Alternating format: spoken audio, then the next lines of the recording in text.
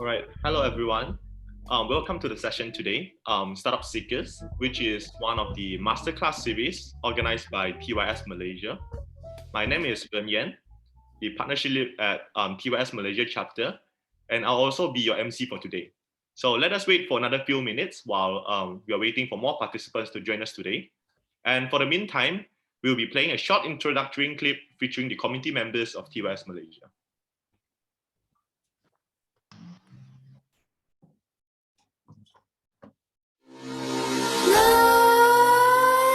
Nightmares creep while you and me repeat. This bittersweet heat is suffocating. I'm waiting and always hesitating. Kryptonite desires set my heart afire.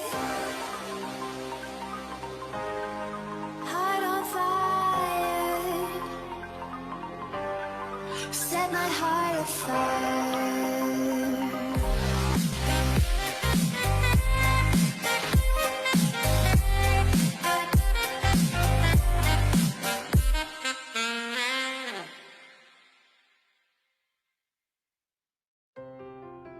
I'm Amanda, Chapter Leader of TYS Malaysia. First of all, I would like to congratulate TYS Happy First Anniversary. It's such a great achievement for TYS because within a year, TYS already established 8 country chapters including Malaysia. So hopefully over the next 3 years, TYS Malaysia will be able to empower more Malaysian youth in terms of skill advancement, and in conjunction to the 30th anniversary of ASEAN-China relation, hopefully TYS will be able to expand its presence and empower more young people. What does TYS mean for you? Understanding youth. Seeking new insights. Repaying my debt of gratitude to the society. Opportunity, seeing passionate bunch of youth serving, vibrant, global. Create big impact. Meeting like-minded people. Explore and exchange mindset.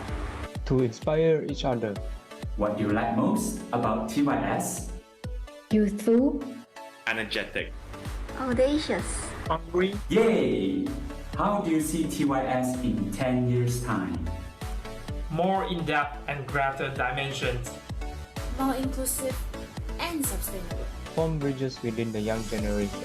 What comes to your mind when you think of ASEAN and China relations? Hopeful. Inspiring. Fun. Bright. Potential. Exciting. Connection. Discover new endless possibilities together.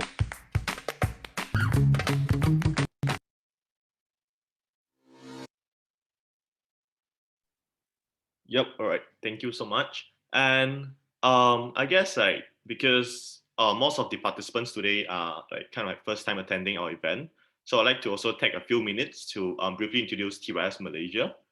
So next slide, please. Yeah. So the main reason why we chose to focus entirely on ASEAN and China is because of the huge potential of it. So if we look at the population alone, there are a total of around 213 million youths in this region. And we strongly believe that there's definitely a lot more that we can do to create a huge impact. Here are the 3 co-founders of the Young SEAkers, Kelvin, Zixin, and Xion. And Zixin is here as well with us today. And they're all based in Singapore right now. And all of them had experiences either living, studying, or even working in China. Yep, in short, we are the first and only Southeast Asia-based non-profit organization that focuses on the future of China and ASEAN. And through the wide range of events and experiential programs that we have, we hope to be able to generate future leaders and passionate youths. Yep, and we can see from this slide, here are some of our main events. Firstly, it's the Masterclass Series, where we'll be having several initiatives, including today's session, in the ultimate aim of helping our participants in developing the necessary skill sets that are required in the modern workplace. Some other events are like Meal and Mingle, Seekers in Dialogue, as well as the Cultural Exchange Program, which will be launching real soon. So please stay tuned for more info on that. Yep, next slide, please. Okay, so here's also a brief overview of the ExCo and the Malaysian chapter. As you can see, Amanda is our chapter leader, and Norman is the deputy, while Sydney and Paul are mainly responsible for the program planning and researching. Yep, and we're actually recruiting for subcommittees as well. So if you're interested to know more about us, feel free to contact any one of us or just send us an email or even message us via Instagram or Facebook. Yep, so I guess like that's it about TYS. Hope that it gives you a clearer picture of who we are and what we do. So I guess like moving forward, we are very honored to have three distinguished speakers to join us today in this session. And first and foremost, we have Jimy Gunawan. Jimy is one of the co-founding members of Kampung Course, and he's also a certified incubation manager. Apart from that, he has also been actively involved as one of the program executives. Secondly, we have Deric, the co-founder of the Hacker Collective, a tech startup builder where they work with startup founders across Southeast Asia to execute business ideas as their CTO. And lastly, introducing our final speaker, Khairul Rusydi, who is the CEO and co-founder of the Reactor School. He is also one of the Enterprise Singapore scholars and is now serving on the Singapore Youth Action Panel with the Ministry of Culture, Community and Youth. Once again, welcome all to the session today. And right after this, each of the three speakers will be conducting a 20 minutes webinar session across different topics related to the startup industry. And after that, we'll also be having a Q&A session where everyone is given the opportunity to ask questions and interact with our speakers. So without further ado, let us kickstart our first webinar by welcoming Jimy.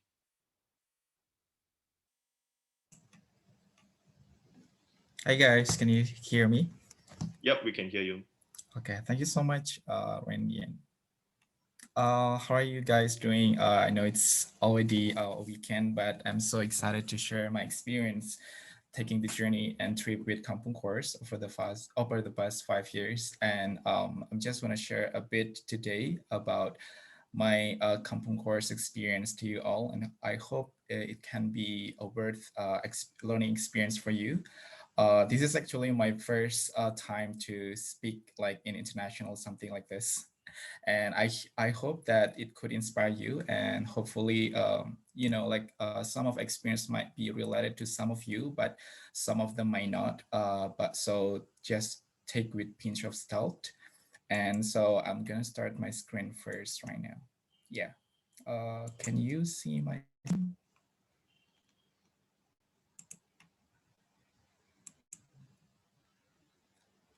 Okay. Can you all see my screen, guys? Yep. Okay, thank you. So in this first session, I'm actually would like to share you about how to build an entrepreneurial mindset in the 21st century. Especially, I'm going to take the case study of my own startup company, which is Kampung Course. So I'm just going to start myself by introducing myself first. So right now, I'm actually a project management officer in West Java Provincial Government. So I'm in charge for many COVID-19 handling projects, starting from education to economic to many government projects that deals with digital transformation. And at the same time, I'm also still in charge as co-founder and CEO of Kampung Course, helping the team to run the operation of the business.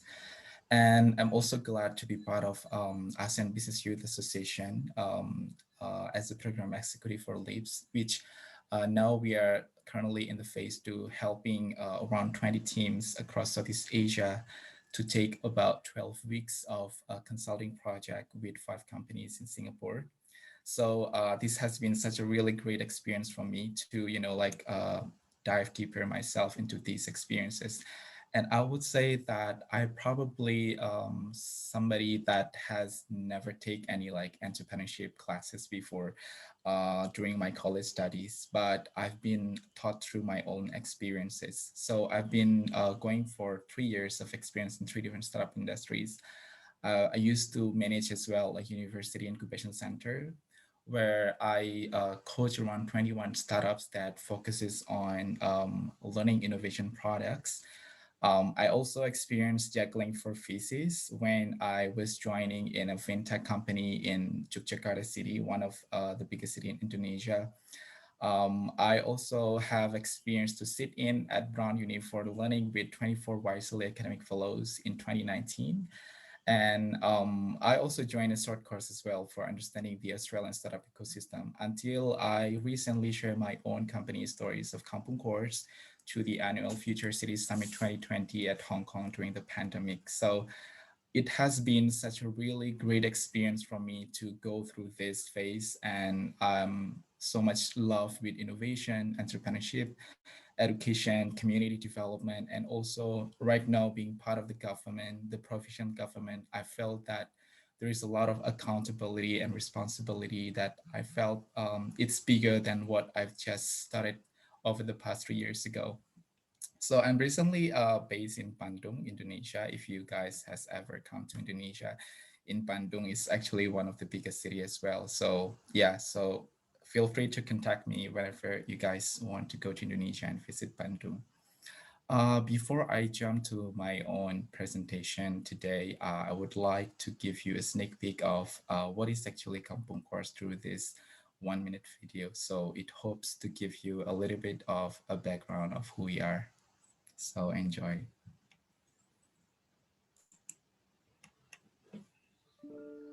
Have you ever been in the situation where you look back and realize you're so incredible, but you haven't felt enough? You aren't skillful enough. Life is filled with trying times, but so often it all comes down to what you have made. With many efforts, Kampung Course is giving back during these uncertain times. We are so proud to represent a generation that transforms our education program in our grassroots community. We want to be a part of a change to take up space and give them a freedom of choice to connect digitally with many talented youth across Indonesia and Asia, to teach, learn, and collaborate to fight for a better future. When I look at their eyes, I see a future. I see a hope. I feel a great deal of urgency to live in the moment and create a legacy with them, to keep going and make a difference. Yeah, so that's a little bit about Kampung Course that I could share with you guys, the value that I'm trying to, understand so far for the past 5 years. I've been working so hard with my team to help many local course providers in the city of Pare. It's one of the city in East Java who has hundreds of local course providers, especially English course providers. At the beginning, I have no idea on how to turn my idea into a company, and I just really see that entrepreneurship at that time is about turning what excites you in life into capital so that you can do more of it and move forward with it. I used to be a teacher for about 3 years before I began my college study, studying English in State University of Malang. And I love teaching. I love talking to people about how they can overcome their English, as this is something that most of Indonesian youths are struggling with since elementary school. And in fact, I would say that in the practical ways in the university, mostly the students only take like 2 hours sitting in a class and then 2 hours independent study and 2 hours for the exam, which means that it's not enough actually. So I think that there is something more that I can do besides being a teacher, which is helping other institutions who provide learning experience for those who want to learn English. And then later, I realized also that being an entrepreneur actually is a mindset, just like what Soledad O'Brien said. You have to see things as opportunities all the times, and it might also include a new value creation that hopefully it could solve some of problems around you, turning problems into opportunities and makes the environment better. So these are, like basically the two things that I realize it is really important as an entrepreneur to have this mindset. So probably you have also experienced the same, but to give you a little bit more in-depth understanding about Kampung course, it's actually start from here. You can see the picture. This is what we call as Kampung English. I think it's quite familiar as well to use Kampung in Malay language. It's just the same. It's if it is translated into English, it would be English village. And it's actually started in 1977 from one of the person that study in Islamic boarding school. And one of his mission is to actually provide free classes for everyone to learn English. Even he paid like some stall sellers to come to his house and speak in English. And it becomes huge because the alumni started to think that it's quite worth it to learn English, as the the word is changing so rapidly, and then everyone needs to be able to compete in the global world. And so this become huge from one local course providers at that time in 1977 until now. I think it's more than 200 local course providers, but not only in English, actually, in many different skill courses available there. And you can see from my video, in the last part of my video, the whole road is actually consists a lot of local course providers. So that is actually where the students come there, and then they learn like in a dormitory concept from 5 a.m. until 3 p.m. And then they continue to learn English from then until 11 p.m. in their own dormitory with their friends. So I think this is such a really beautiful ecosystem that I want to see. I want to make everyone knows that this kind of ecosystem exists. But unfortunately, not everyone knows. It's only like some people in Indonesia only know like 10 out of the hundreds of local course providers. So at that time, we see that there should be something else that we can do to introduce many local course providers who provide many English courses, so that students from all over Indonesia can go to this place and then learn from about 2 weeks until 6 months. So we see that in terms of the problem like recognition, these might be some of the guidelines that you guys can do in order to identify the problems. So the first one is, obviously you need to define the problems. What we see in this ecosystem is about the case on digital marketing penetration.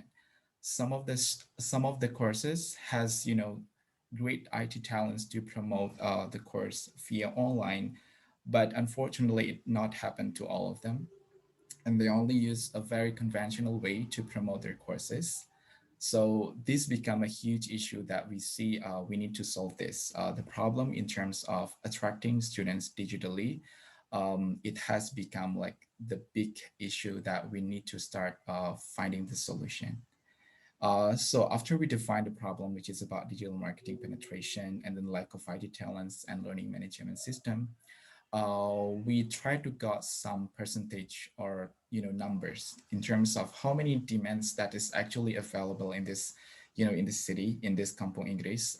We want to know like exactly in terms of the numbers, how many persons students like to go to these places, and then how many percent problem occurred from specific issues. For instance, is this digital marketing is become the major issue from that that attack many local course providers, and how many percent like some system that didn't work.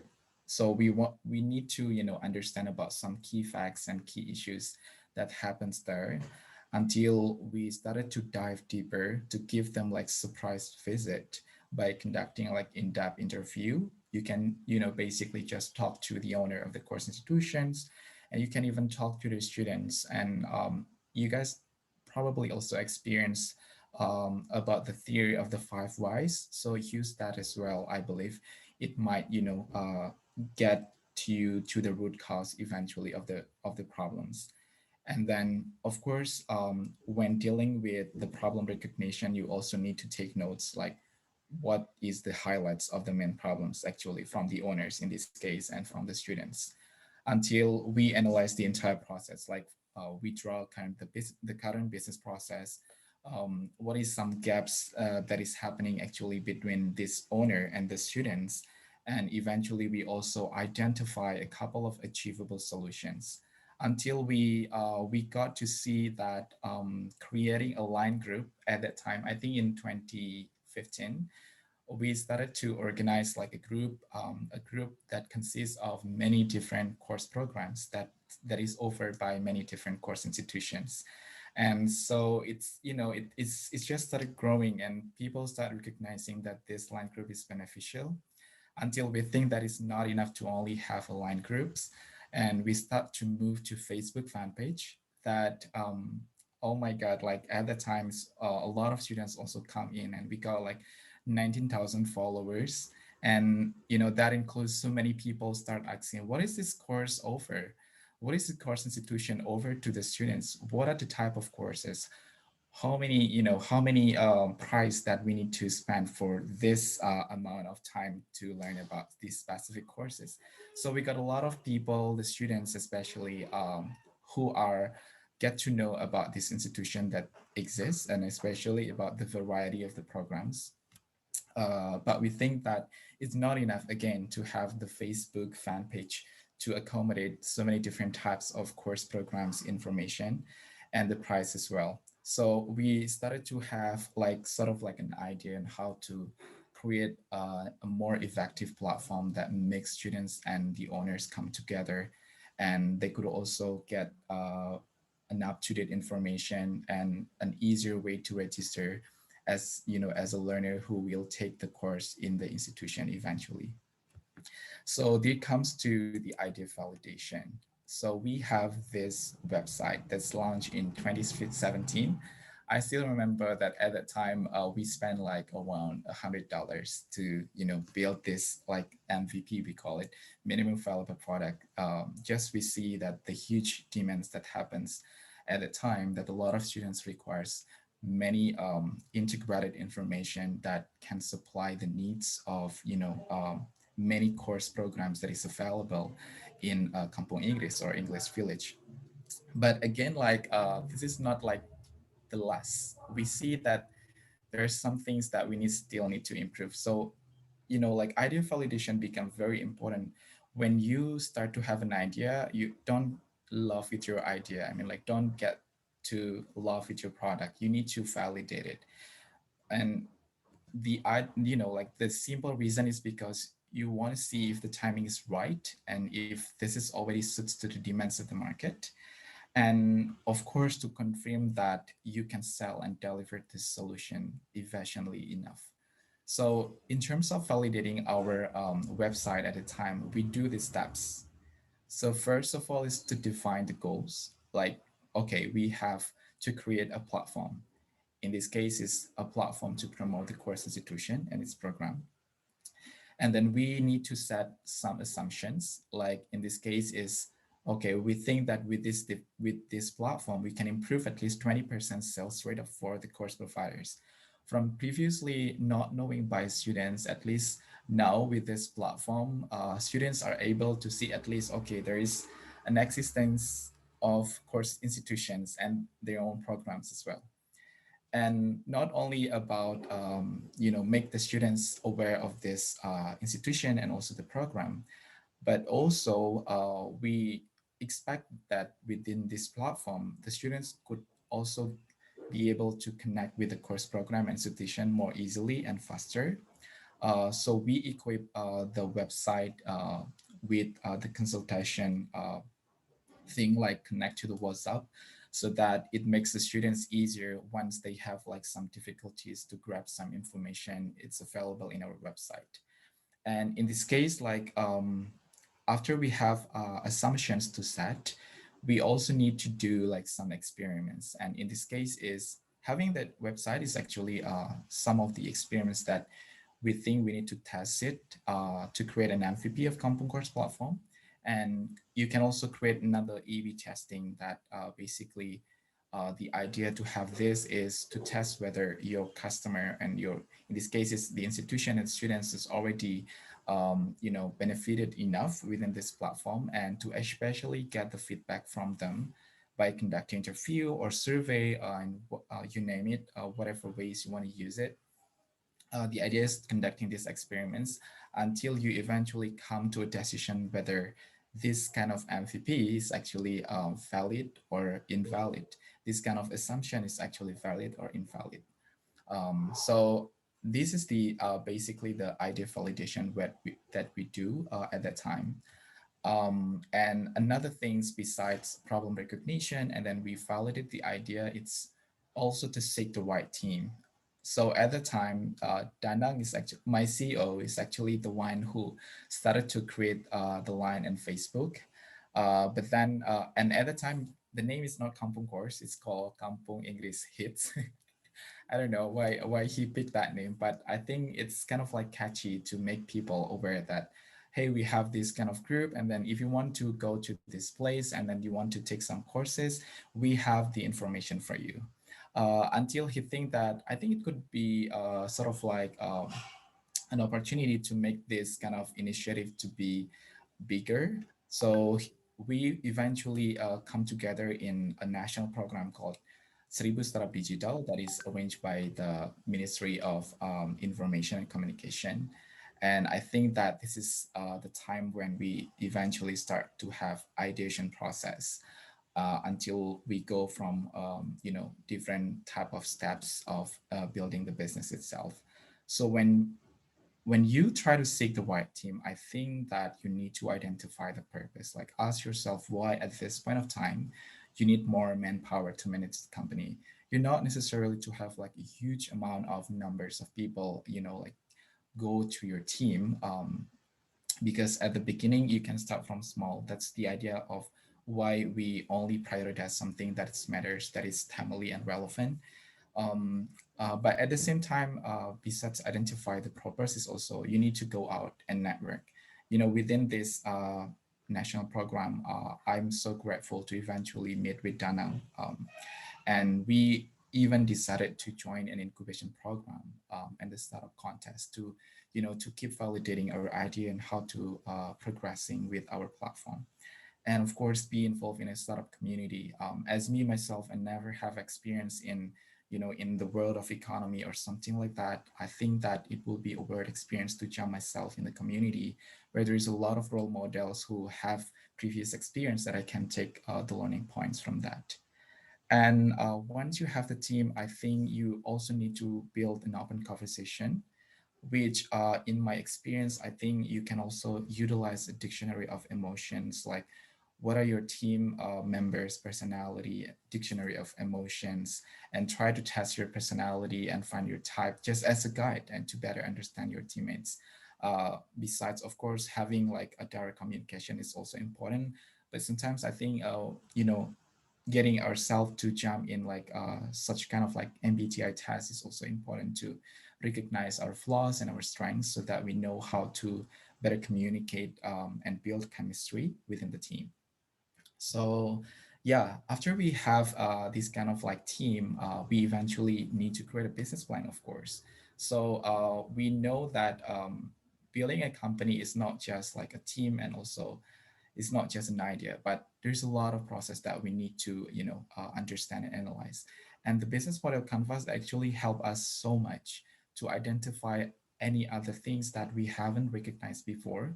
For instance, in this case, like we really need to understand how can we make our platform more unique.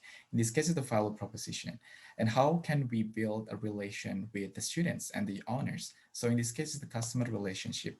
We also need to find, the key idea on how to build that relation, and the channels itself, how this kind of value proposition can be directed to the customers. And we also start to think about finances, like the cost structure, the marketing, the operation, and how to do further development of the research, and another things related to the finance, like P&L statement and investment readiness sort of things. And we also need to start identifying different types of things like the key partners. Who are the people that might be potentially our partners that can help us to, make this kind of initiative bigger, and then introduce a Kampung Course platform in a bigger platform. And who are the key activities, the key resources, and the revenue streams especially is very important as well. So that it's not only about creating a platform, but we know like how to create money from it.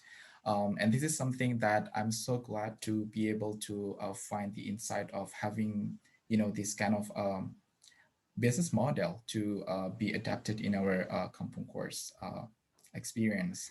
So if you guys already have a team, I think it's also better to plan and organize together with your team members. And probably you need to start thinking about all of these 9 aspects in your business so that it can help you to figure out what's going to be the next key milestones that you want to take with your team. So the journey of Kampung course, like I said, in 2016, we only had the line group and Facebook fan page until we launched our first MVP using website. And in 2018, we registered as CV's company. So this is something that I want to share with you, that it takes a lot of process actually, and it's never ending process to grow our business. And the journey of Kampung course actually has not ended yet, because we still need to find like another things that should be solved in order to achieve our vision, which is to connect 29,000 local course providers in Indonesia that can be connected to 13 million secondary and tertiary students in Indonesia. And we want to do this beginning with Kampung Inggris, which just happens in Pare City. So how to cultivate our mindset that eventually we can come up with this solid plan and solid platform. I think first of all, you have to create a development plan. The business plan is really helpful to give you like the idea how to direct your business in a specific way. What are the key metrics that you want to achieve within these milestones? And you also need to find accountability of partner and mentor, because this is also very important things during my experience to get to know my team members and also the mentors that's been matched during the incubation program. You can also set some checkpoints on your company. What are some of the highlights within 1 year that you want to achieve? And then you can also create a database to track the progress, because this is very important. During this 21st century, I think we're able to utilize many different types of management tools that you can see right down here. So many different type of things. You can utilize this, make the most of it. For instance, like we use Google Drive to manage everything. You use Trello to keep track on the key deliverables of our company. We use Miro to do discussion, Slack for communication, Zoom for, like the sprint and retrospective meetings, and so many digital tools that you guys can do it, can utilize it within your team. So make the most of it and evaluate the progress. It's also important to see if what you are going to achieve within this set time is already achieved or not. And you need to also to review accountability of your partner and mentor as well. And you can repeat this kind of activity again from the start until the end. So this is based on my experience that I think it's quite important during building a company, that it's not always about creating a great and fancy platform, but it deals with many different aspects, honestly. So what we learned is that it's really such a pleasant experience when seeing customer problems resolved in a responsive, innovative, and structured way through our platform, Kampung Course. And we learned as well that growth is a never-ending process. So we never stop learning anywhere from anyone anytime. And I think that it is also important to start from small. So we don't need to try to solve all the problems all at once. I cannot imagine if at first like we like project to 29,000 like local course providers all over Indonesia. Looking at the capacity, of course, it's not it's not enough to only have one person. So we probably just need to start from small. We need to start from like the environment that we can able to achieve some key milestones until we're able to scale it up in the future. And then the fourth things that we learn is product diversification and innovation are indispensable in order to have high competitiveness. We realized that within this landscape of education technology in Indonesia, especially in that space of English Village, there is also some other competitors who also do the same. So we need to be, curious all the time. We need to build and grow our creativity in order to compete with the market, in order to find what is some uniqueness within our platform that the people need to know and that they can make the most of it. And the five is collaboration and networking. I think it's also important to be able to grow fast and sustainably. And in fact, because of the incubation program that we got in 2018, we are able to move faster because of the helps of the mentor. So I think if that's happened to you as well, maybe you can start to join in some incubation programs or acceleration programs that can be matched with one of the mentors that eventually can help you to execute the business plan, and especially to validate some of the ideas that is not working, and that is something that can be potentially explore more and elaborate more. So these are the things that what I learned. And of course, within this kind of environment, in building this kind of entrepreneurship things, we see that some common problems arise. Like what my team and I found over the past 5 years is, first is about the credibility issues. Second is some of the entrepreneurs also have like that kind of ignorance, and there is no common sensitivity and empathy roadmap towards understanding the problems.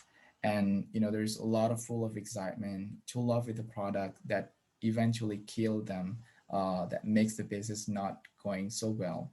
So here are the things that I feel it's really important. So I call it as like my 3 Ps in one partnership. Like you can start to get used to us and answer these 3 elements for yourself and together with your team. So first is it's about personal readiness. It all start with you, and then it all start with your team, which is talking about the business readiness. And it all start with your team's why. It's about how to attract eventually investor readiness. So start with you can show how credible and accountable you are. Take a lot of process. You can start asking to yourself, like, what is your passion? What specific topic are you interested the most? What kind of skill do you have? Is it enough? Do you have experience before? Or probably do you have any accomplishment or achievements you have? And how well do you know about this industry? Is that enough? So probably as an entrepreneur, you can start by asking to yourself with this set of questions so that you know whether you're ready or not. And if you're not, then try to take as many learning opportunities available out there. And then of course, after start with you, you can also start with your team. Have you known each other yet? How deep and in particular this connection you have identified? What makes you all similar? Why do you want to do this? So in this case, like there's a lot of essence of this kind of open communication to eventually we create a vision, mission, and value, the business insight and strategy, the company culture, the SOP, KPI, timeline, and so on and so forth. So that eventually you will understand how ready is your business to go to the market. Is it still in the ideation phase, or is still in the validation phase, or is already in market validation phase? So you need to be able to recognize the readiness level of your business and your team by start to identify some of these lists of questions that might help you to identify later on. And eventually, of course, when you are trying to scale up your business in a bigger responsibility, in this case is make the investor also be a part of your ecosystem and your management team. I think it is also important to question, why are you making this? You really need to keep being authentic to understand like the story behind the innovation. And I think that there are some of questions that you can ask to your team, like, do you have any story that you experienced before that makes you feel empathetic to eventually want to go out and solve the problems with your innovation? What problem did you found? What kind of personnel are the people you are trying to help? Are you confident enough that your solution is useful for them? Do you understand how big the market is? And do you know like what is your unique selling proposition or USP? And how does your company see in the next 5 years, 10 years, and from now?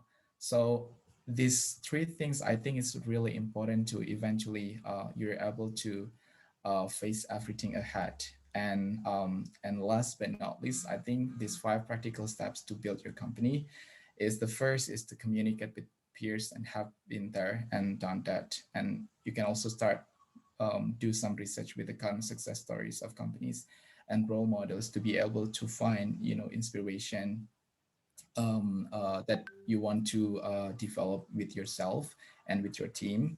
And then you need to also find a business mentor, incubator, and engaging community in order to, validate your idea. And then you want to get to know how other people working in the same industry work on this kind of business models. And then so these kind of things, learn how to learn opportunities is also important every time, and there is no time limit. So you have to be able to juggle with this kind of things. And the last is just get started to do your business and keep going. At the end of the day, idea is great, but execution is everything. So I think that learning by doing, learning from experience directly helps you to eventually understand whether you will fail faster or you can anticipate faster as well, so that you know how to prioritize something within your company. So I really encourage that if everyone have idea as of now, you can basically just get started. You can start, you will find many different things happen out there, the problems and whether your idea is worth enough, and so many different journeys that you will take. So yeah, hopefully with these practical steps to build a company and with the right mindset that I shared you earlier, I hope that it's been such a great learning process and entrepreneurial journey with your team. So I think that's all from me. Thank you so much. Right. Thank you, Jimy, for such an informative and insightful sharing. And I understand that some of the participants might have some questions for Jimy, but then due to time constraints, we'll reserve that for the final Q&A session. So next up, we'll welcome our second speaker, who is Deric from the Hacker Collective.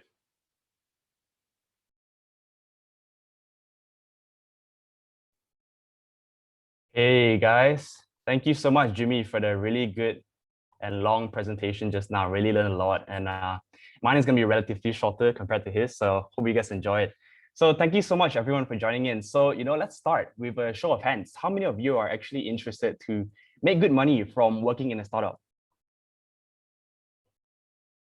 Hey, I just realized no one has their videos on. Maybe you can just put it in the chat. Yeah, nice, very nice, guys. Cool. And how many of you are interested to actually start your own? Doesn't have to be now, it can be 1 year down the line, 2 years down the line. Cool. I see a lot of very nice hands raised. You're at the right place. Okay. So my name is Deric, and the topic for today's sharing is how to build a tech startup without going broke. Okay. At the end of this session, you will learn a couple of things. And before I go into that, I just want to take a moment to acknowledge each and every one of you here for taking time out of your very sweet Sunday morning to listen to me speak. And I really appreciate that. So I will do everything in my power to make it well worth your time. And if you have any questions, you can ask me after my presentation as well. Okay, so by the end of today's session, you're going to learn a couple of things. Number one, you're going to learn the strategy that serial entrepreneurs use so they can build, iterate, and launch very fast. Okay, you're also going to learn how to do it in a way where it's not painful for your wallets, where you don't need to spend hundreds of thousands to build a tech startup. And I think finally, you're going to see an example where I'm going to share how a successful company applied this strategy, and hopefully you can learn a thing or two from it. Okay, how many of you are interested in that? Can't see any faces, but maybe very nice to see a lot of reactions. Cool. So let me just start with myself here. Okay, so these are some topics I'm going to be covering today. A little bit about me, an introduction to my company. Why am I doing this? What is the lean startup? And do you need a coding background to be involved in a startup? This is an additional topic that they asked me to share. And finally, you can connect with me. Okay, so I'm just going to start. Okay, a little bit about me. So for the past few years, I've been exposed to the venture capital industry in UK and in Malaysia. And for those of you who are not familiar with venture capital, VCs, right? They call it VCs are the guys who are investing in startups, often to help them, get an idea up or to scale it across the markets. Think of it this way. When Mark Zuckerberg started Facebook back in the days, he couldn't have done it all on his own, right? Maybe, yes, he could have built it on his own. He could have launched it on his own, and to get initial traction on his own, maybe, yes, right? But after that, at some point, he's going to need to raise capital to accelerate the company's growth. And that's exactly what he did, right? He went on to Peter Thiel, the man who co-founded PayPal, along with Elon Musk, I think. Yeah, Elon Musk. And Peter Thiel invested 500,000 USD into Facebook. And in fact, he was the first investor into Facebook, right? So if any one of you is interested in this story, you can read it up on Google. It's all over Google, or you can watch this movie called The Social Network, I think, which pretty much summarizes it pretty well. It's okay. It's not 100% accurate, but it's a very nice movie to watch. So back to what I was saying, I worked with plenty of experienced investors and startup entrepreneurs. And as much as I enjoyed the VC scene, so in the VC scene, I got to work with passionate founders every day. And they inspired me a lot to build something of my own as well. And that's really what led me to what I'm doing today, which is the Hacker Collective. The Hacker Collective is a tech startup builder where we launch our own in-house startups. And we also work with founders to build startups as their tech partner. We're also actively training up people to become software developers through our unique learning program. It's a peer-to-peer learning model, right? So there's no strict teachers, only mentors and projects. They learn through that and they become job ready in 3 months without ever going into debt, right? And in fact, they get to recoup their costs of the program in the first month of their employment. So if anyone's interested, do check it out, right? So just to add on to that, we started with around 1,000 ringgit 1.5 years ago. And now, today, we're consistently turning over 6 figures monthly, and we're growing a lot, growing like crazy, right? And I am currently myself spearheading quite a few products, either in-house or with our external partners that we work with for our startups. And most of them are actually still in stealth mode, so I cannot share too much about it, but do keep in touch with me, right? Get connected, and I'm going to share more along as we go in the next couple of months. And since young, technology has always been the one thing that's very difficult for me. I'm like the one kid who struggles in computer class. I even teared up once when I was in primary school because everyone managed to get their tasks done. They got to leave early and no one was there to help me. So you can imagine how confident I was when it came to teaching myself code and technology. But then 1.5 years ago, when I quit my job, that's when I started asking myself, what it was that I really wanted for myself. I did a lot of reading, a lot of planning, and eventually I decided to make a big decision to quit my job and went straight into tech. So I couldn't afford boot camps, right? And I obviously couldn't afford to go to university again. So that's when I met my current business partner, who actually is a self-taught developer. So he motivated me to just go through it the self-taught path, learning to code on my own. And I spent 10 hours a day, quit my job, completely jobless, no money coming in, 10 hours a day, right? It was tough, right? But looking back at it now, it's all very worth it, right? But I digress. Okay, I digress. This is a topic for another day. Apologies, too used to talking about my journey in tech because that's what my students ask me about all the time. Can you guys see my slides, by the way? Yep, perfectly fine. Okay, cool. So yeah, I'm just gonna move on. Yeah, you can take a look here, the learning thing and the venture building model, right? So okay, so today we're going to talk about building lean startups in 3 simple steps. And did you know that 75% of all startups fail?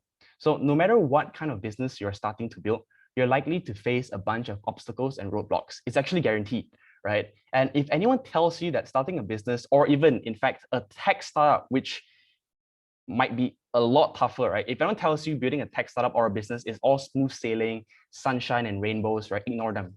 It's just not true, right? If you follow the traditional startup formula, you start by writing a business plan, pitching to investors, building your product, and then selling it, right? The thing about this is you're going to end up spending years and years and tons of money on one single business idea. And if that one idea fails, you just wasted a lot of time and a lot of money, right? So the lean startup methodology is what I want to introduce today. It's introduced by Eric Ries in 2008. It is a quick, cheap, and less risky strategy for you to take your business idea to the market. And here's a quote by Eric Ries, right? The big question of our time today is not can it be built, but rather should it be built?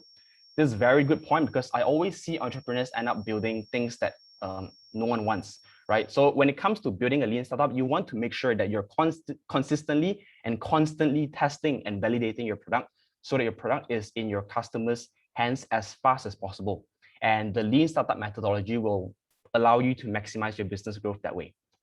Okay, but how does one go about building a lean startup? So here are a few things, and I mentioned 3 simple steps just now. It's really as simple as 3 simple steps, but of course there's a bit more details in those 3 steps, right? So first off, right, you need to find the business idea.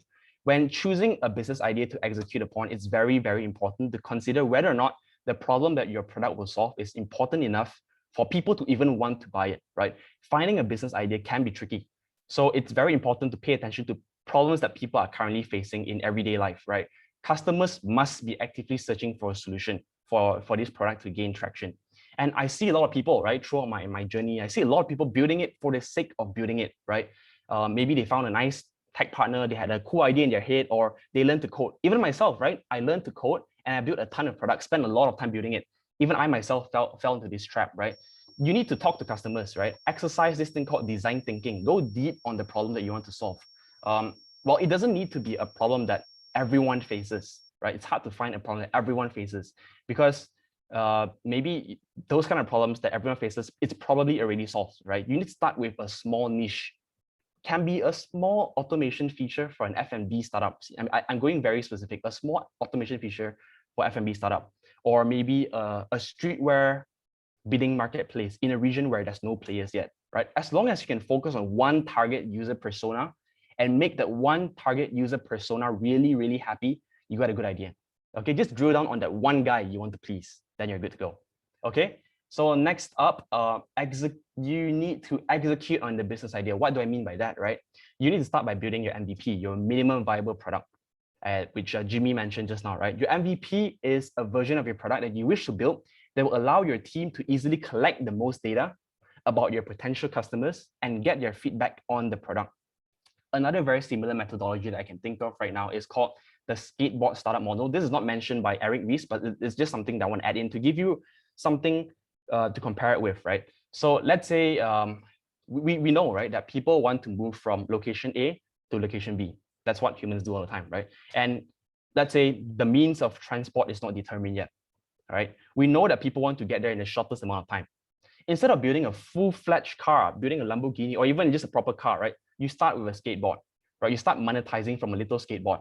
Then you go into a bicycle, and then you go into a motorcycle, and then you go into a car, right? If you went straight for the car, it would have been very expensive. Why? Well, because you're gonna have to spend a lot of time to hire people, you have to do a lot of research, you need a lot of deep expertise in to hire engineers, right?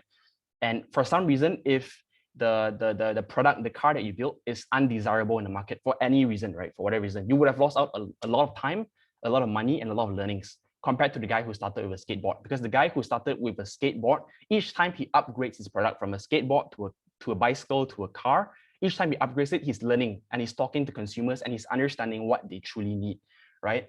And there's one more approach that you can link it back to the lean startup, which is what we call the Kickstarter approach, which is by selling your product or selling your idea before it's being built.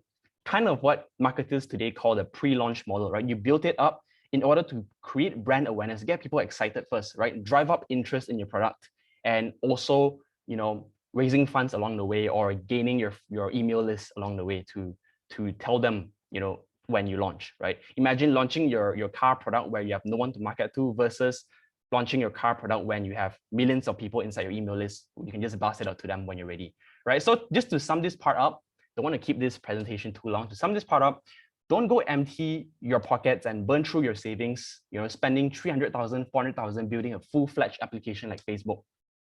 Let's use the Facebook example again, right? Even Facebook started as a simple app just for university students. I mean, technically you can spend all that money, but it's just not efficient, right? You can spend all that money going to the end product.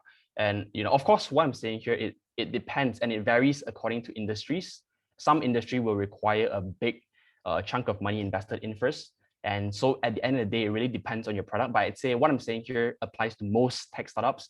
And, you know, if anyone has any question, I'm always happy to chat about it, to find out more about your idea and, you know, find out more about what you're working on to see how you can do it your way, right?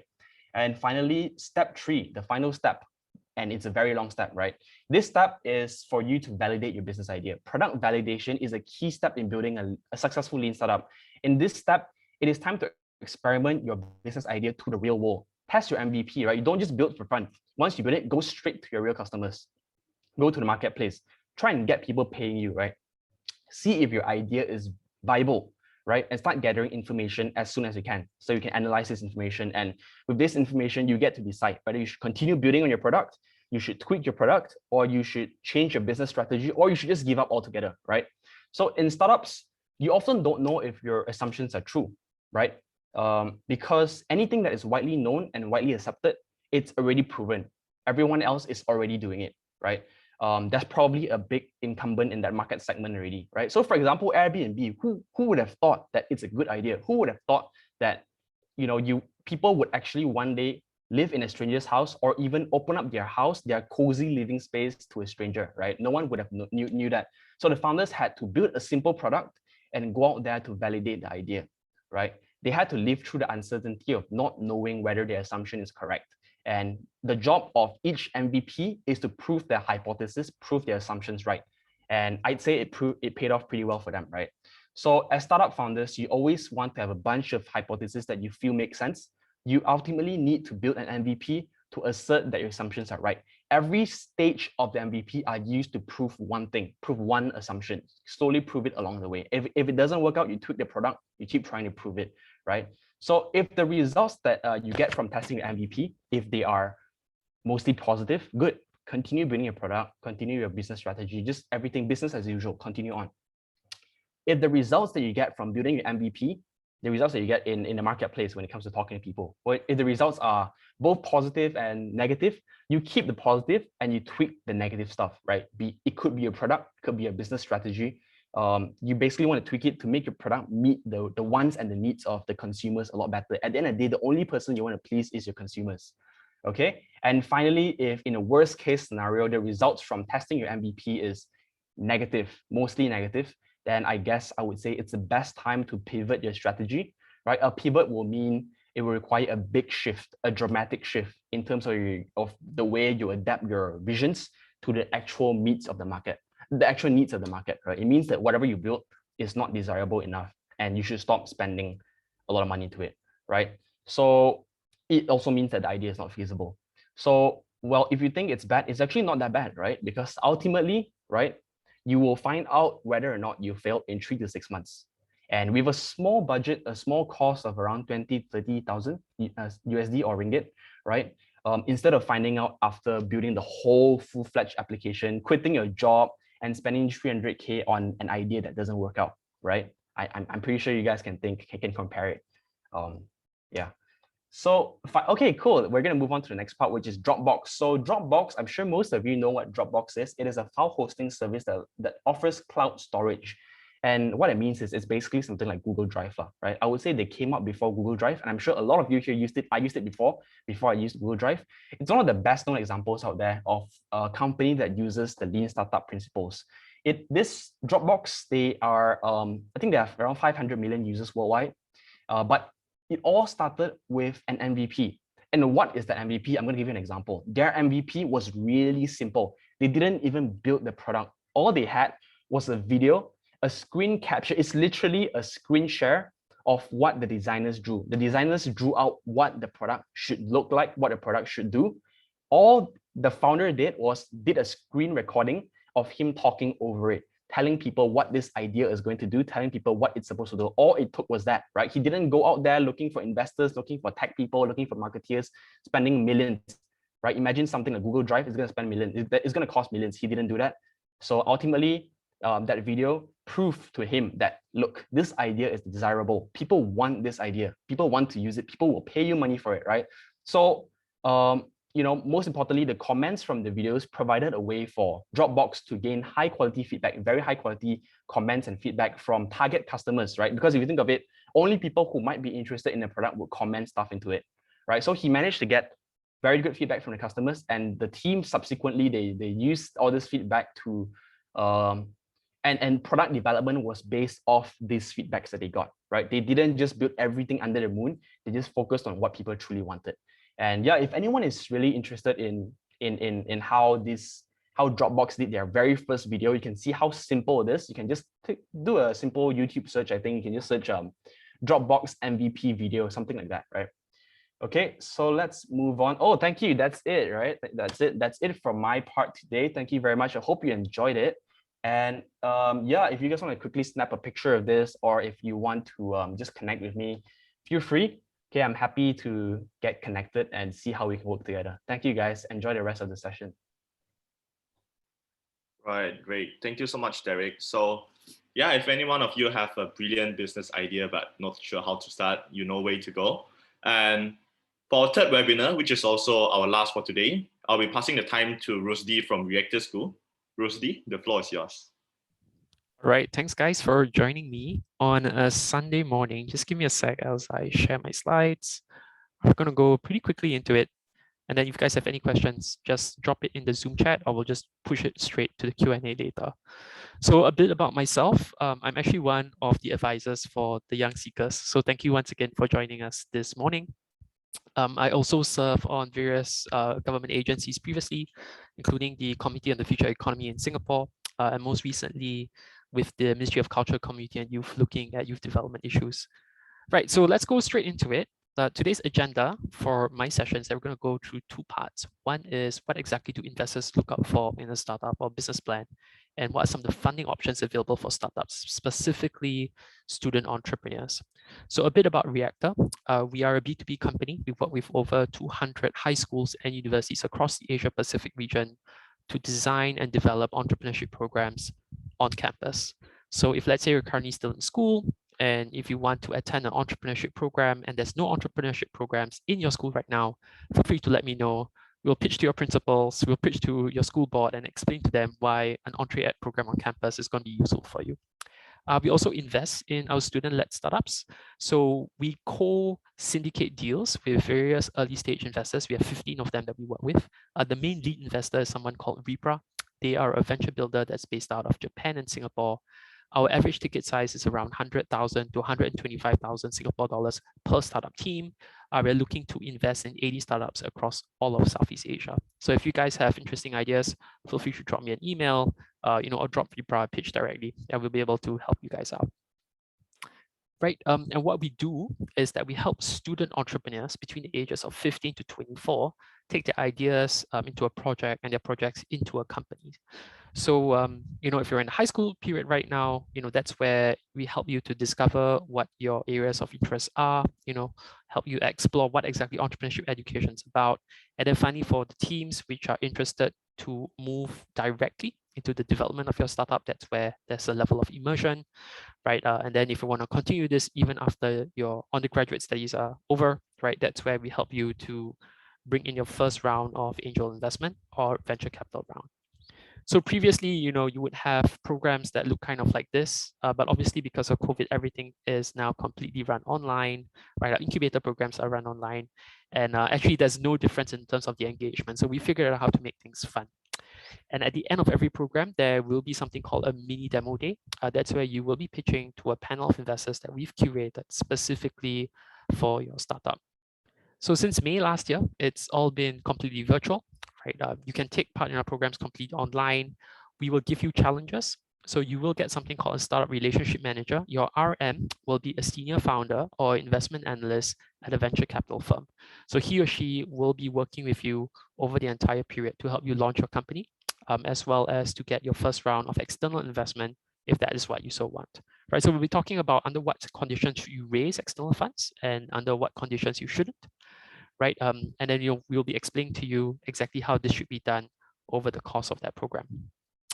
And this culminates in something called the Global Demo Day. So we do this twice a year. The most recent one was done on 10th of July, and we'll be having another one on 18th of December. This is where we invite all our student founders from all over Southeast Asia to come and meet with each other, as well as to pitch to the investors that we invite for that session as well. So this was the one that we did on 10th of July. We had some of our Reactor alumni that have raised from Cocoon Capital and 500 startups to share their experience. And then we also invited some of the early stage investors that we work with to share what they look out for when they're investing in student-led companies.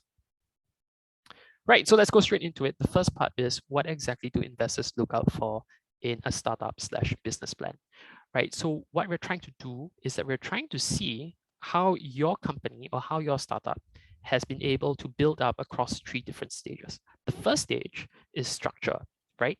Have you identified a legitimate problem, right? Is this something that people are going to pay you to solve? And have you identified steps 1 to 3 on how you want to solve this problem? So once you've figured out the structure, we move on to the second part, which is repeatability.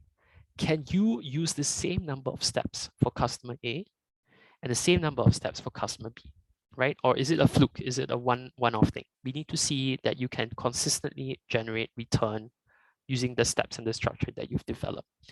And the holy grail for venture capital, behind why we would invest in a startup, behind why a startup is investable, looks at scalability, right? In scalability, we are trying to see whether the marginal effort in serving one additional user is linear or exponential.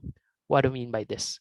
If, for example, you serve 10 customers and you need 10 units, and you're serving 100 customers and you need 11 units, the marginal increase in the resource required is linear, but the total number of customers that you're able to serve is exponential. So this to us is what we call an exponential growth, right? We want to see how much resources you need to put in to be able to bring about an exponential growth in the return, whether it's in terms of customers or in terms of revenue. And to do this, we look at something called unit economics. So for every $1 that either the founders invest in or the investors invest in, can I get $1.10 back? Can I get $10 back? What is that rate of return that your company is able to bring in terms of revenue and in terms of profits? So what you want to do as a first stage founder is that you want to put in place a structure. Then you want to repeat this, and you want to make sure that you have enough customers that you're able to sell to. And then you want to build a system to allow you to sell to more customers, ideally having the company to operate while you are not there actively working in the company. So as the founder, you want to get to a stage where you're working on the company and not in the company, right? So as an early stage venture capital firm, we do something called due diligence. So due diligence typically has 3 parts. And for today, I'm just going to focus on the fundamental parts because it's quite deep, right? And all these parts need to be fulfilled before an early stage VC decides to invest in a startup, right? So you have the fundamental parts where we look at the overall company of its own. We will look at the team as well, especially if it's a student team. You know, there are a few things that we look out for in terms of red flags. And of course, you know, like what Deric has mentioned, the product as well. And Jimy has mentioned as well, the product. What exactly is it that you're trying to provide? And are you able to solve the problem that you've identified for your users or your customers? After you have, you know, fulfilled all the fundamental requirements, then the next part is actually looking at the intermediate components, things like the market. Is it a big enough market? Marketing and distribution, how exactly are you going to get this out to your users? The competition, who else is out there doing something similar? The execution, how exactly are you going to go about running your plan? And then the traction, what kind of metrics will you be calculating to ensure that you are growing? And then finally, on the advanced side of things, you know, once you're done with both the fundamental, the intermediate stages, we'll be looking at things like finance. So things like your pro forma projections for the next 18 months. We'll also be looking at things like your valuation, the technology, your tech stack, you know, what kind of technology you're using. Is it scalable? We'll do due diligence on, you know, the code base that you've done, legal, right? Who is currently sitting on your capitulation table or cap table? So these are basically your current shareholders. Is there anyone else who's on it? Will you be setting up your HQ in your local home country, or are you willing to relocate depending on where the venture capital firm is? And then, of course, any other business that is required at the end of it. So typically 12 steps, right, when you're going through the due diligence process. So this is modified from the 500 startups DD process. So do check it out if you want to have a look at it. But for us, you know, we've modified a little bit because we are specifically working on student founders, and there are some additional things that we look out for when we're meeting with a team. So we'll go through number 1 to number 3 today. But if you guys have any questions about 4 to 12, you know, you could talk to us later about it during the Q&A, or we could have a separate session another time. So let's look at number 1, which is the overall fundamental of the company. The first question we typically ask students-led startups, right, is why you and why now? Right? Why are you working on this company in this industry at this particular moment? Right? So just now we heard, you know, all the companies that should have been built have already been built, right? So there are lots of smart people all around the world. What exactly do you bring to the table, do you bring to the world that's different from all the other precedent founders that are out there, right? So there should be a very good reason why you're working on this company, or why this company has not existed, or why previous companies have failed, and why you think you will be able to succeed this time compared to the others, right? The second thing is basically how long have you been working on this? We want to see we want to get a sense of velocity, right? How fast are you working on this startup, right? Is this something that you're able to grow very quickly? Do you have a clear path to profitability, which means that do you know exactly when are you going to become profitable as a company? Right, so these are overall very fundamental questions that we typically ask a founder the first time we meet them. And then, if you don't meet any of these questions, right, it starts to raise red flags because maybe you haven't done enough homework, or, you may not be investable at this point in time, right? So the VCs might ask you, to go back, work on stuff a bit more and then come back to us within 6 to 12 months after you have some of these fundamental questions properly answered. So assuming that you've got these overall questions answered, the next part that's really, really important for us is the team, especially for student founders, because it's extremely risky. Most of the time, student founders would be running their first or second company, which is almost always bound to fail, right? And if you're going to give you 100,000 to $500,000, we need to have that trust that you're able to use this money in a way that is prudent and in a way that is effective. So some of the questions that we definitely ask about the team is, within your founding team, have you worked together before? Have you fought? What are some of the things that you thought about? What are your values as a team? And then what is the unique value that each of you bring to the table? So this covers things like your industry knowledge, your skills, right? Do you have a hacker, hipster, hustler in terms of archetype on your team, right? Who's exactly going to be doing what in that company? So making sure that you're complementary in terms of skill sets is extremely important, right? We're going to look for something great. We want to find out, what exactly that your team can do exceedingly well compared to anyone else, right? So venture capital firms are looking for companies that can grow really, really fast, very quickly. So we're looking for, the flashes of brilliance within your team. The third thing is, why is your team better than anyone else in the market? Because there are going to be lots and lots of competitors, right? We're going to look for your competitive advantage.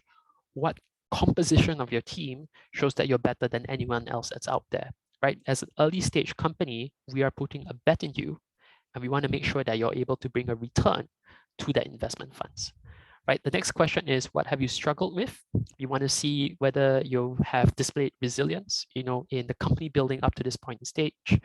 We want to see how you're able to deal with the difficulties, right? If so, what is the scale of the difficulties that you've worked on, and whether you're able to take on the challenges that are going to come over the next 18, 2 years, 3 months, 18 months, 2 years, and then, 5, 10, right? What are some of the things that you've faced so far? And does it give us the confidence that you're able to deal with any of these other problems that will be able to come next? What skills are you missing on the team, right? This shows self-awareness. We want to see whether, you've already thought about key skills that you want to hire if you don't already have it right now. And then finally, how large is your team, right? How many are full-time, how many are part-time, how many interns, so on and so forth. This is usually about logistics, right? How much is your current burn rate? How much are you spending on salaries right now? And as well as bad hiring. Are you scaling the company too fast, right? Are you bringing on board people who are not pulling their weight, right?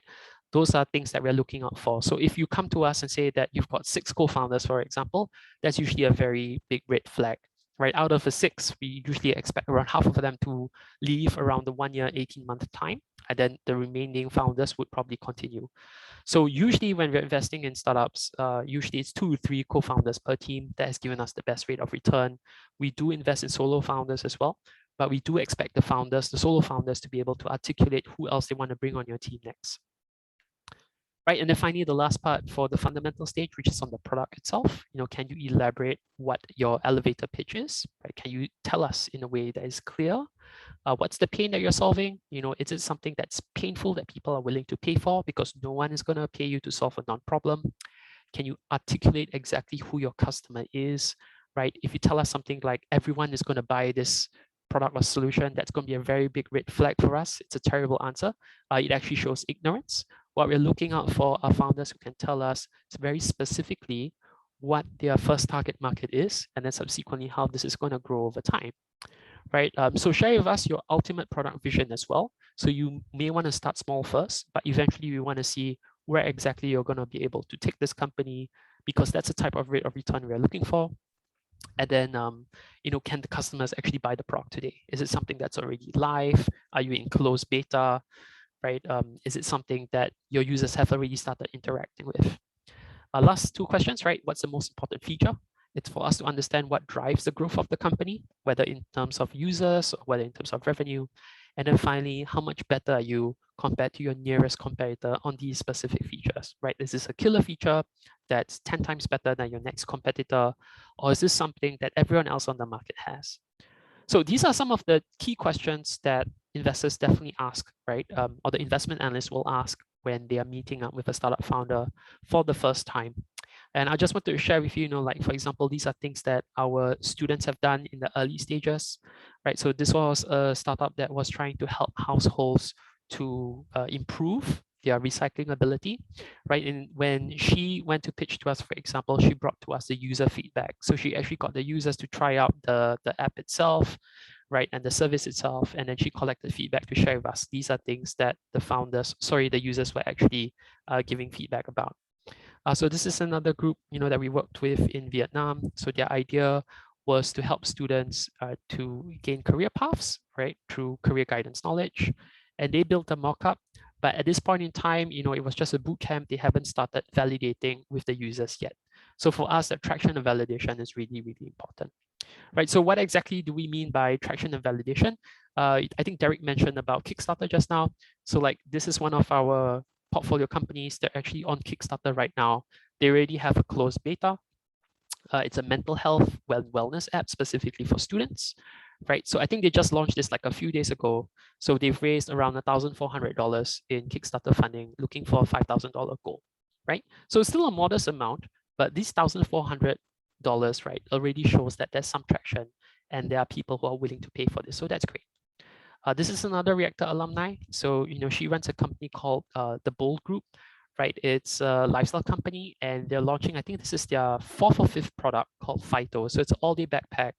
4 days to go, they've already raised $49,000 and that's way past their initial pledge of $15,000, right? So this is another way to show traction. Maybe the people that have already demanded for your product and are willing to prepay for it.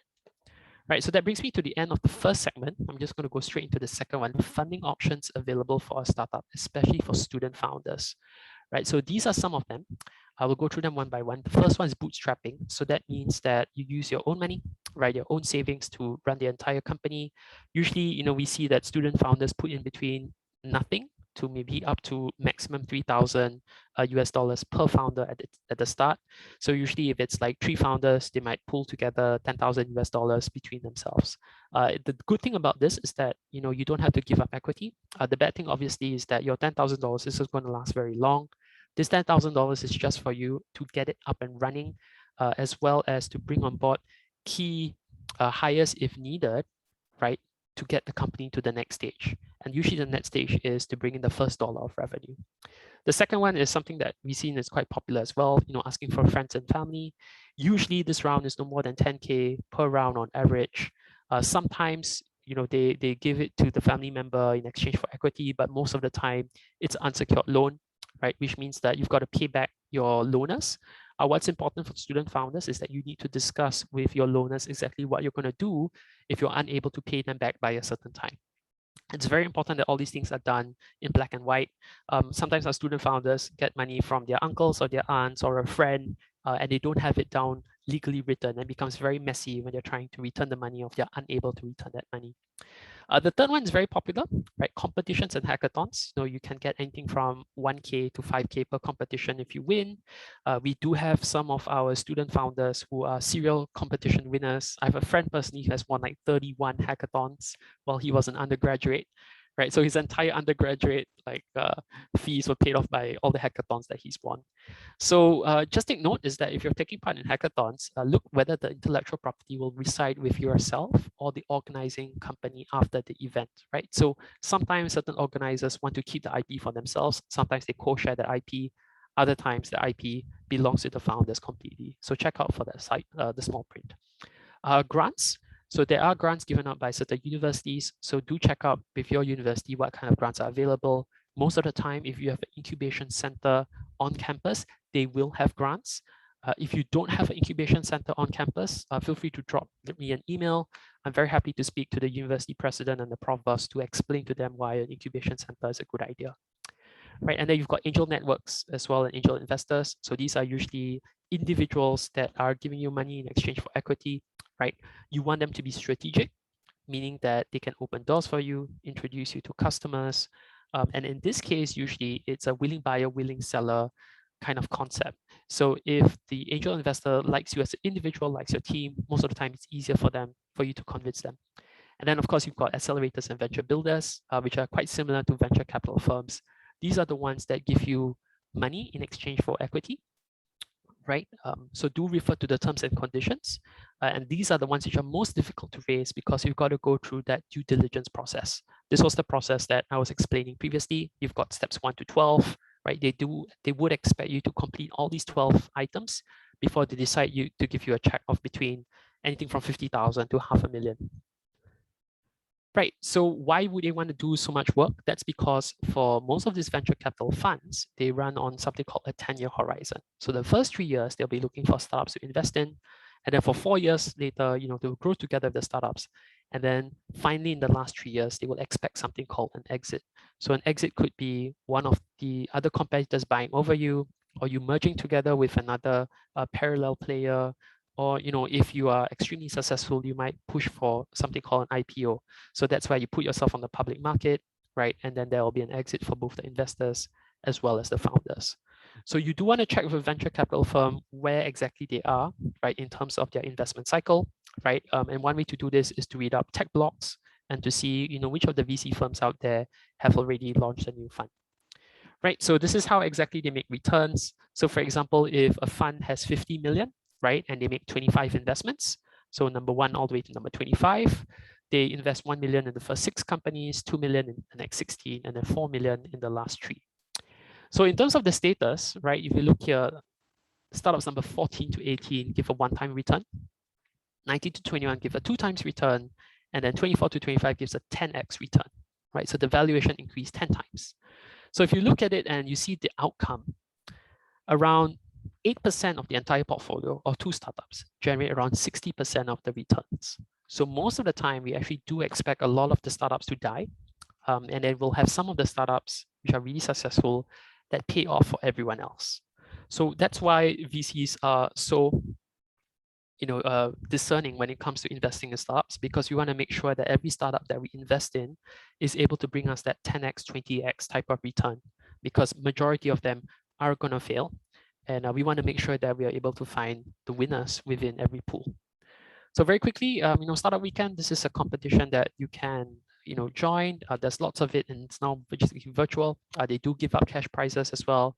And then you can get funds to develop your product to the next level.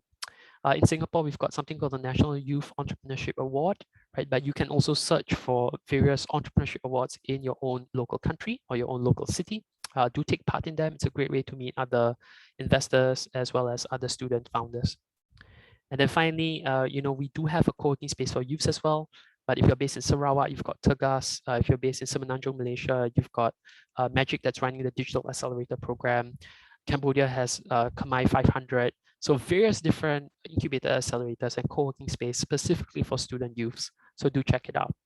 Right, on this slide, I've included some examples, right? Like for angel groups, you've got Angel Central, Bansi, Draper Startup House. Accelerators and venture builders, they're okay to invest in students like Repra, Antler. Entrepreneur First invest in PhD students. So if you have a PhD and you're working in a deep tech company, you can apply to them. And then, of course, you've got your early stage venture capital firms like 500 Startups, Quest Ventures. They invest all over Southeast Asia. Right, so that brings me to the end of my presentation. Don't worry about this, right? You don't need to screenshot everything. If you want the slides, you can either drop me a note, rusydi@reactor.school, and then I'll put it in the link. Alternatively, you can also scan this QR code here. So it's bit.ly/reactor-edutech. And then I'll send over the slides to you after today's event is over. And with that, thank you so much for listening to me. Over back to you, organizers. Right. Thank you so much, Rusydi, for the sharing, which definitely allows us to have a much better understanding on what a typical investor is looking for in early stage startups. So moving forward, we'll be having our 10 minutes Q&A session. So if any of you have any questions to ask any of the three speakers today, feel free to put it in the chat box and we'll be answering them accordingly. Right, so I can see the first question from Shulin. So she's asking, shall we start with something that is totally new to the market or based on current market conditions? In the sense that we produce something for betterment in a specific product or service. Yep, so any of the speakers would like to go first? Hi, Shulin, do you want to elaborate on this? Are you there? Yes, hi. Thank you, speakers, for this insightful and practical sharing sessions. So I would like to ask, let's say right now I'm going to start a service or product, right? And shall I start with something that is totally new to the market, like the service that I want to provide is totally new and no one's doing that? Or should I just based on current products or services in the market and I do something to enhance the service or for a betterment in a specific service as my startup ideas? What industry are you referring to?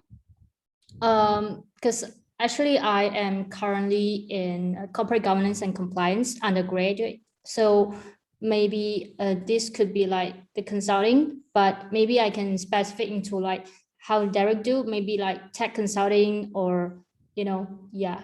Right. Actually, as an investor, okay. Let's look at it from an investor's perspective. When an investor decides to invest, right, they have something called an investment mandate. Certain investors will only invest in a completely new technology. Other investors, right, are predicated on copying a business model that works elsewhere and then bringing it to somewhere else. So for example, like Rocket Internet, they are very, very focused on finding business models that work elsewhere, copying it and pasting elsewhere, right? So they're very okay if, let's say, you're not doing something that's completely new, but as long as you're able to make money and make money at a certain rate of return, they're willing to invest. As a founder, I think it really depends on what kind of insight you have in the industry. If you feel that you're going to build something that's completely novel and that's going to change how the industry works, then good for you, do that.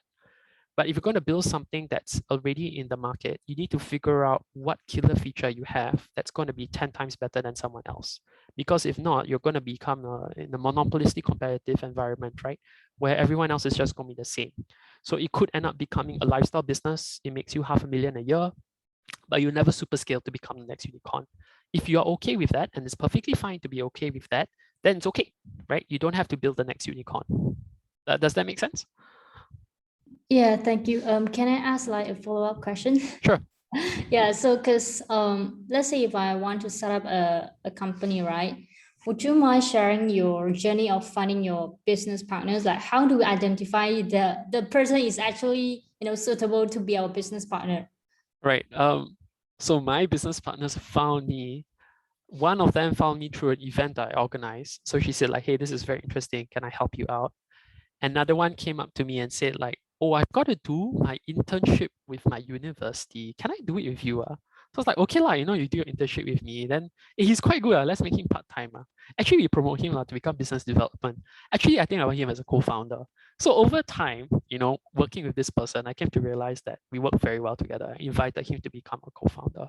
So there's no one set way of finding co-founders. Deric or Jimmy, was that the same experience with you guys? Yeah, maybe if I can add on to that, right? I found my co-founder in an event previously as well. When I was back in the days, I didn't even think of doing this, right? I just wanted to learn coding, right? And we just really got along really well. And he needed help and I needed help as well, more on the tech side. He needed help on the business side. That's why we came together. It's all about looking for complementary skill sets. That's one thing, right? And besides just complementary skill sets, you really need to be able to get along and connect with that person very well as a human being. Because in startups, especially when, let's say, cash flow is tight, when things are not going well, it's not easy, right? You always need to understand his perspective and, your partner has to understand your perspective as well. And maybe I can add on to that as well is one thing that people seem to always include in their co-founder agreement is something called the vested equity model. So no one gets any form of equity until the other half achieves their milestones. You get me? Because initially in every startup idea, in any business, everyone in the first month is very semangat, right? Semangat in English terms is very enthusiastic, very passionate. You go all out, you fly to the moon for this startup, right? It always sounds like that. But after 1 month in, 2 months in, 3 months, 6 months, 1 year in, right? Things start to slow down, business not going well or whatever, right? It didn't turn out as you expected it. One party will maybe slide away. One partner will say, oh, sorry, Deric, I got a very good job offer, paying me, 500K per year, goodbye, right? So things like this could happen. That's why founders sometimes will implement something called a vested equity, where you get your equity only upon certain milestones. Yeah. Thank you so much. Thank you. All right, thank you so much, both speakers. So I guess we have another question from Noria. So she's asking, what are the key elements of an ideal incubation center? So I guess like this could be better suited for Rusydi, as Reactor School is basically engaging as an incubation center. So yeah, Rusydi. Yeah, sure. Nuria, are you there? Are you able to unmute yourself? No? Okay, no worries. Yeah, I just wanted some additional context. But for us, typically when we design programs, right? Entrepreneurship is like martial art. Yes. Hi, Nuria. Okay, yeah. May I get, the context are you coming from? Are you from a I'm from Polytechnic, Nilai Polytechnic in Okay. Okay, so it's a vocational school, right? It's upper a bit. Okay. Vocational school, community college, and then polytechnic. So it's higher in the terms of they have to complete secondary school before they enter polytechnic. Okay, thank you so much. So usually what we do when we work with the schools, which are slightly technical, right? We ensure that the students have a safety net. What I mean by this, a lot of startups do not succeed, right? And if the students work on the startup and they don't complete their polytechnic diploma, for example, or they don't have a backup plan, it's going to be very difficult for them to recover. Yeah, so that's what we do. We work with the schools. We help look at something called education and career guidance. Sometimes the students may want to be a founder. They want to start a startup of their own.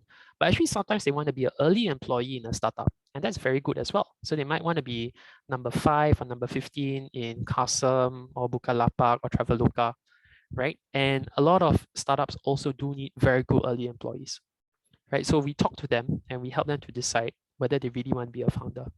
If the school wants to set up incubation center, there are 2 things you want to look at. One is that, are we helping with broad-based skills, or are we looking at commercial outcomes? So broad-based skills usually can be done for the entire cohort, 200, 400 students. But when you look at commercial outcomes, right, usually you focus on maybe 30 students, because you want these 30 students to raise funding and you want them to get to the next level, which means that they have to incorporate and they have to generate revenue. Yeah, so hopefully that answers your question. We actually we name it incubation, right? But it's not really an incubator kind of, because they are actually doing, for example, they have hydroponic set for this sort of called startup, but actually running in the institution, right? Yeah. When they go out after they finish the the polytechnic, then like you said, it just died out like that. So even though we have that safety net for them to keep on failing and improve themselves, but still at the end of the session, they still need people to handhold them. So when is the time to? It's difficult to. That safety net is not out there anymore. So that is yeah. So what we recommend the universities or IHLs to do is to allow the students to be paid a salary. Oh, okay. Yeah, if the students are not paid, they have very little incentive to continue. So they need to be able to earn a stipend while they're still in school. And then when they continue and they graduate, right, they can make a salary out of it.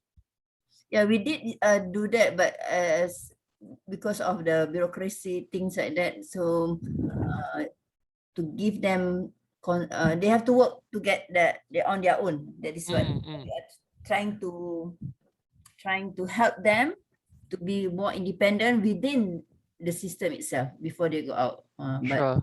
Anyway, Miss Nuria, you can just I'll pass you my email. Then I'm very happy to send you more information. Okay, thank you very much, Khairul. Thanks, Miss Nuria. Best, have done a good job. Right. So, is there any more questions? If not, I will just ask a final question. So I'd like to ask the speakers today. So for young people who are watching and might be interested to start their own venture, what would be your advice for them? So probably Jimy can take this question. Okay, I think for me would be knowing yourself more, because you are the one who know what is something that you're passionate about, what makes you drive, want to, like understand some specific issues that happens in your community that drives you to find the solution. So I think for me, myself, being able to juggle with many different startup experiences, I eventually understand that me myself actually have the right mindset to start building my own company. So because of that experience, I think it teach me a lot with many different skills that I'm still lacking. So I know what to improve, and then I know that it is important as well that building a company, it's need myself to jump in many different networking opportunities. So start to know yourself more because it's really important before you go deeper with your team and with your business. Yeah, maybe that's one take from me. All right, thank you so much, Jimy. And then like Rusydi or Deric, do you have anything else to add? Okay, maybe I can go first, Rusydi, the short one. So I think fundamentally, you're going to need to understand who you truly want to be, right? See yourself 5 years down the line. What do you see yourself doing? And then project it back to, discount it back to today's, what are you going to do today, right? Do you want to build an EBITDA business? A EBITDA business is one where you start making money upfront, right? It's a normal business, maybe not infinitely scalable, not exponentially scalable like your traditional tech startup, right? But you start making money on day one. Do you prefer that kind of lifestyle? Or would you want to go for that startup lifestyle where you go in and you invest a ton of money for no profit, but you raise and make impact and scale it like crazy, right? Which one do you want to do, right? You have to weigh your own pros and cons. Or would you say you prefer to just work in a startup or work in a company and get a very good high paying salary with a very comfortable lifestyle, right? They all have their pros and cons. So fundamentally, it depends on what you want to do. And once you understand it truly, just go all out for it, right? Cheers. So thanks so much, Deric. For me, slightly contrarian. Usually when the student founders tell me, hey, I've got this really cool idea, I want to work on it, I tell them, no, don't do it. It's a terrible idea. And then the ones who are stubborn enough and do it anyway are the ones who I think are more likely to succeed, right? The reason why is because you just want to test them and see how they deal with a little bit of like bad feedback. And then if they're able to get past that, it shows that they have the aptitude to want to take the ideas further. So my advice is don't do it. It's a terrible idea. It's probably going to fail. And then we'll see whether you still continue working on it anyway. Awesome. Thank you so much, all our speakers. All right, I guess we are running a bit out of time as well, so I will have to wrap up the Q&A session today. But if you have any more questions to ask, or if you are too shy to ask them here, you can also connect them on LinkedIn. And we have pasted their contact details in the chat box. So yeah, I'm pretty sure they are more than happy to answer any questions that you have. Right, just before we leave, can we kindly request everyone to turn on your camera if possible, as we love to take a group photo. Right, Sim or Samuel, are you able to take the photo? Okay. Right. Yeah.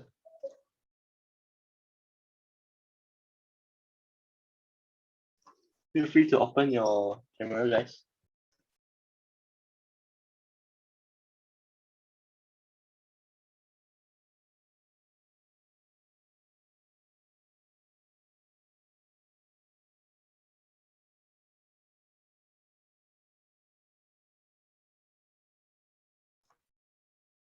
Yeah, anyone else? Yeah.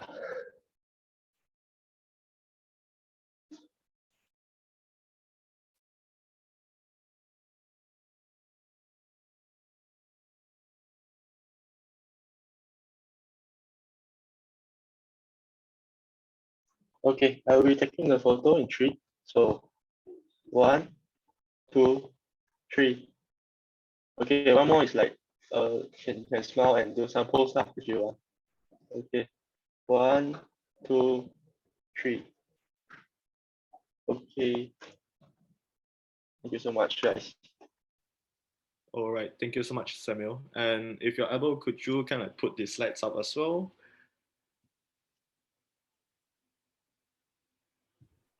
Excuse me. Can I have one question for Jimy? Yeah, for sure, for sure. Go ahead. Yeah, I would like to ask because just now towards the end of the presentation, Jimy mentioned something like, I think he mentioned it quite quickly and I didn't get to understand it too much. So you mentioned about something like you and your partner have some kind of full love over the product that your company provides. And you also mentioned that it did affected your business. So could you elaborate more on how did it affect the business and what are the solutions from your company to encounter the problem? Is it about my partner? Yeah. I think you mentioned about like some kind of full love over your product. Oh, full of. Yeah. Okay. Yes. Oh, yes. Actually, my website right now is the third types of the website. So iteration is needed actually during, building this kind of company until we eventually able to register as CV. And probably at the beginning, we don't really see much detail on the problems. So we just get so excited when the website has launched. But that's actually not the end. We realize that that's not the end. We need to keep understand like what is actually the market needs, especially what are our course institution needs as at that time. And with that first MVP, we are able to see that I think there need to be some improvement, whether in terms of the UI or the UX. And we also need to see like other potentials that is becoming the demand at the time. So unfortunately, with the first type of the website, it hasn't, meet with the demand of the market. So we need to keep revising the website, looking at what are the real demands at the market. And for me, being able to iterate from one type of product to another, it also not only takes a lot of time to understand the real problem within the institution, but also to build that kind of trust with my teams that this kind of decision is actually a good timing at the time. So we eventually agree and we decided to change the website until we have like the third website as of now. And I think it's going to be like a never ending process because we have a lot of different milestones to achieve. So obviously like the team dynamic is there, but we really need to always keep in the same vision. And we know that it's going to be worth at the end. Yeah, maybe that's my answer. Is that answer your question? Yeah, that's great. Thanks, Jimy. Okay. All right. Thank you, Jimy, and thank you, Eugene. So yeah, if you wish to stay updated with all our events from TYS Malaysia Chapter, you may follow us on our Facebook and Instagram page as well. And then next slide, please. Yeah, just about some of our next events. I'll then pass it to Norman.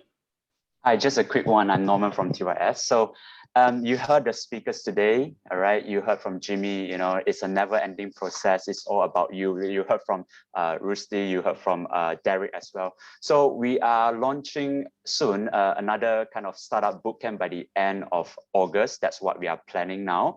And we would really love to invite everyone in the room to kind of, practice it out. We heard the speakers today and I hope they are inspiring. So maybe some of you may not know, not everyone will become an entrepreneur, but this is just an activity to kind of kickstart the thought process, the design thinking process. And Rusydi mentioned about the fundamental process, isn't it? So who we are, how do you find a team? So we are in the process of planning this, and we hope that if you can share around, this will be a great chance for you to learn what you have applied today. And stay tuned with TYS because your support is what drives us better in our future event. Thank you. Back to Renyan. All right. Thank you so much, Norman. And then another event that we'll be having is on the topic of the new norms that we are facing in tertiary education. So Samuel, could you move to the next slide, please?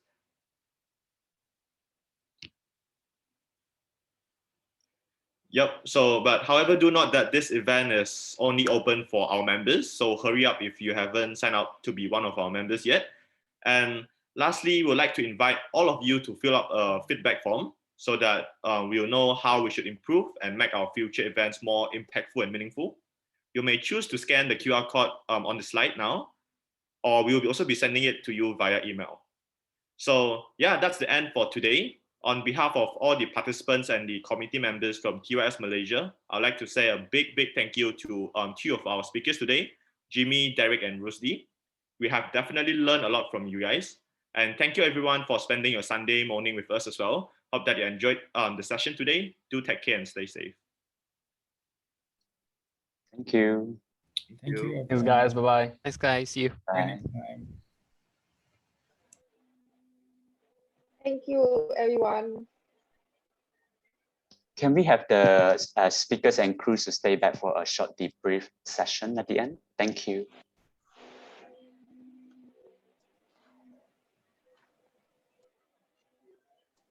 Actually, the host can open a breakout room and pull the speakers and the chapter inside. Yeah.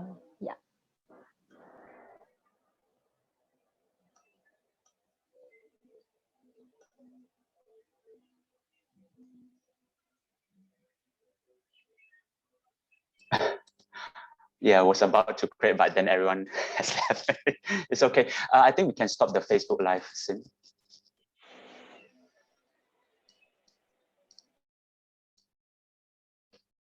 Yeah. Do we still